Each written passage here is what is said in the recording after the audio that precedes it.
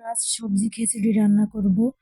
ডাল চাল ধুয়ে নিয়েছি, সবজি দিয়ে দিয়েছি, অনেক ধরনের সবজি দিয়েছি, মরিচ দিয়ে দিয়েছি কিছুটা কেটে, ধনিয়া পাতা দিয়ে দিলাম, হলুদ গুঁড়া দিয়ে দিলাম।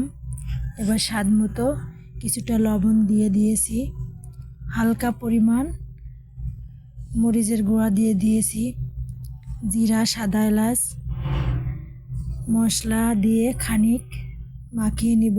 একটু তেল দিয়ে দিয়েছি, সুন্দর করে মাখিয়ে নিব। এবার শীতের সময় সবজি খিচুড়িটা এমন করে রান্না করলে খিচুড়িটা অনেক মজা হয়।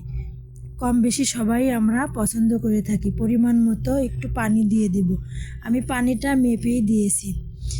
চাল নিয়েছি 1 কোটো, ডাউল নিয়েছি 1 কোটো, তার সাথে আমি পানিও অ্যাড করেছি 2 কোটো, আর 2 কোটো 4 কোটো পানি অ্যাড করেছি। খিচুড়িটা প্রায় হওয়ার কাছাকাছি চলে গেছে। আমরা কিছুক্ষণ পরে খিচুড়িটা নামিয়ে ফেলবো। এবার ডিম ভাজি করে নিলাম।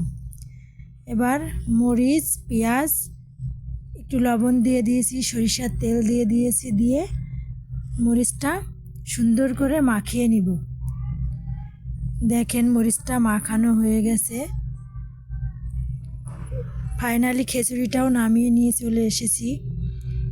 খিচুড়িটা এবার আমার মামুনির প্লেটে উঠিয়ে দিব। আমার মামুনি অনেক এক্সাইটেড খিচুড়ি খাওয়ার জন্য। এবার শসা কেটে নিয়েছি, কিছুটা পেঁয়াজ, মরিচ আছে তার সাথে কাঁচা মরিচ। আমার মামুনি এবার খিচুড়িটা মুখে দিয়ে বলতেছে অনেক টেস্টি হয়েছে আম্মু খিচুড়িটা। আসলে আমি একটু খেয়ে দেখলাম মরিচ ডলা এবং শসা ডিম ভাজি দিয়ে একটু মরিচ নিয়ে মুখে দিয়ে দেখলাম, আসলে খিচুড়িটা অনেক মজা হয়েছে।